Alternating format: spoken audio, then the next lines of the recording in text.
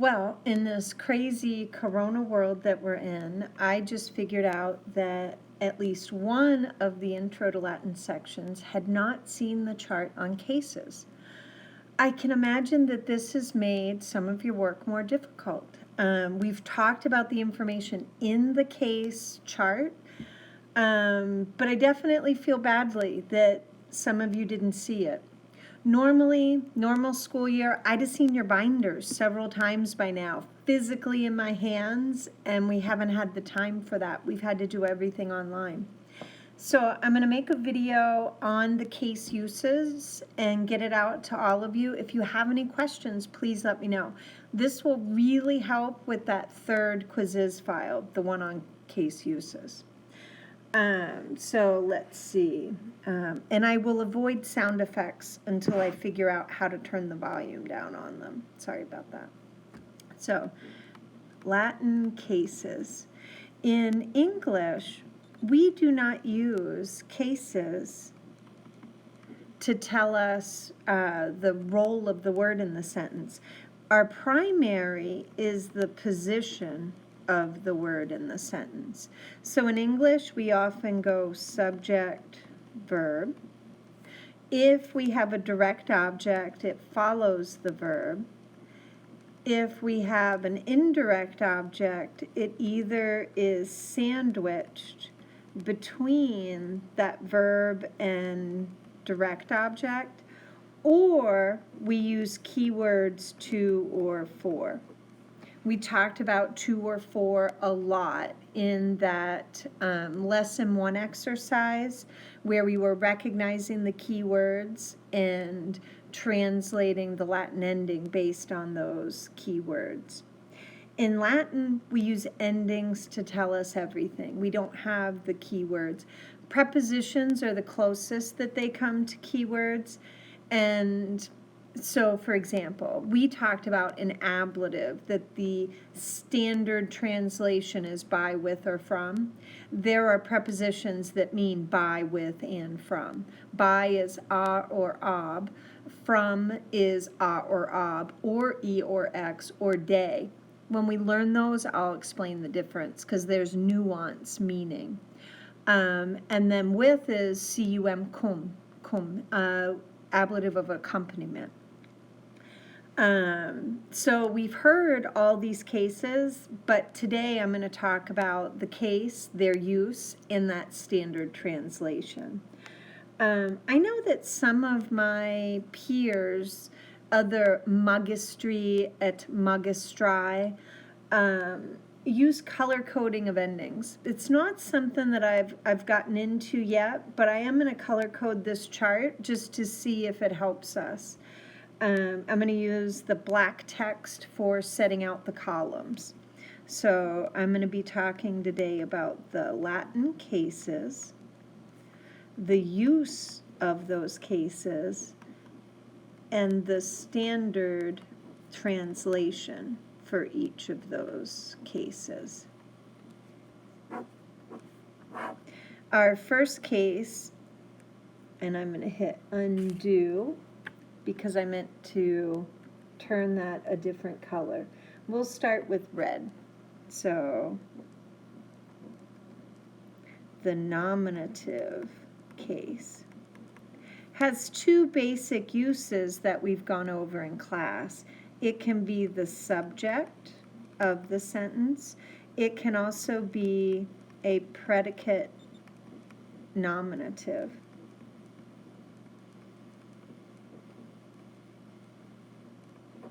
The subject in Latin and in English goes to the left of the verb.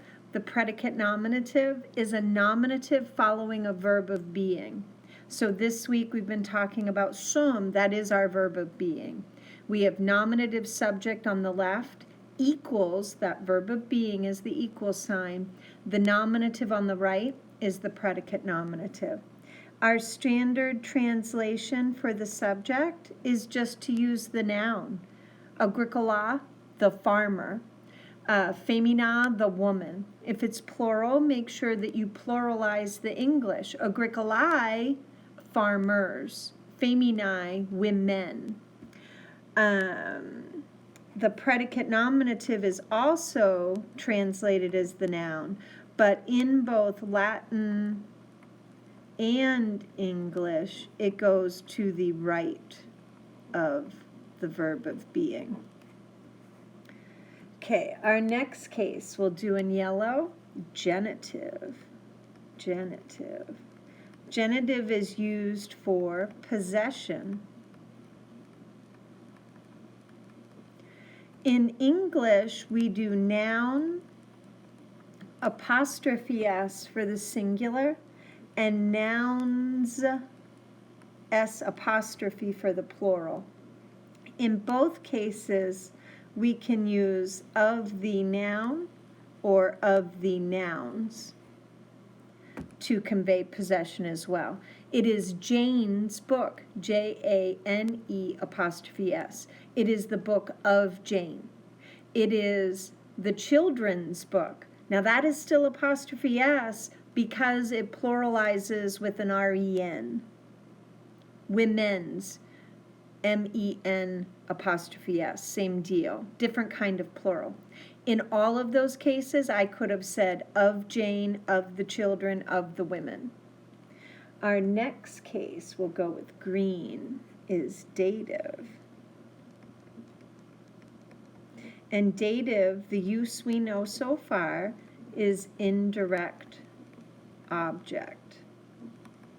The standard translation when we're going from Latin to English is to use to or for the noun. So I'm giving the book to the girl. I'm preparing dinner for the farmer. Both dative uses. Now, remember up here, I also said that indirect object could be sandwiched between the subject verb, between the verb and the direct object. I gave the girl the book. I gave the girl the book. But you can always reword it as a to or for, and it should make the same logical sense. It should have the same meaning to the sentence. Now we go on to blue for accusative. An accusative, we know two uses so far. Direct object, translated as the noun. Now, just to reiterate our point here, this noun is verbing. This is the noun that walks, the noun that gives, the noun that says. This is the noun that is being verbed. You walk the dog. The dog is the direct object. You give the book. The book is being given. It's the thing being verbed. The other use we have for the accusative is as the object of some prepositions. Not all prepositions take the accusative. It's used with prepositions that have motion forward. So we, and I did not spell forward clearly there. We know ablative place where, that's in our lesson 3 notes.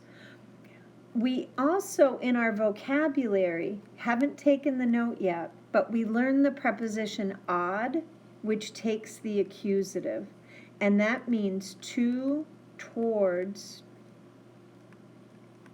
or near. So if I had ad gallium, I would be sailing towards Gaul. I know that that is more of an example there than I gave for the other ones, but it's a note we haven't taken that I wanted to clarify now because it affects our lesson 3 work. And that brings us to ablative. I think this is going to be black text, which won't show up. Yeah, I'm going to go to the white pen ink color. Yeah. So ablative is also used as the object of a preposition. Many, many more prepositions take the ablative. And actually, some English prepositions that take the ablative in Latin, they don't even have the preposition in Latin anymore, or if they ever did. But we substitute a preposition in English because the ablative carries the preposition on its own. It's a very magical case. The standard definition of ablative is by, with, or from. Now, this week we learned in and sub can take the ablative for place where. In means in, on, or at, depending on what is the noun. We're in the forest, but we're on an island. In Silwa, etiam in insula, said in Anglice, in the forest, on the island. Probably be at the farmhouse, in Wheela, at the farmhouse. Later we'll learn the prepositions for by, with, and from. A lot of the ablative uses are ways to relate nouns, either their closeness or separation. That's probably enough philosophical syntax for cases.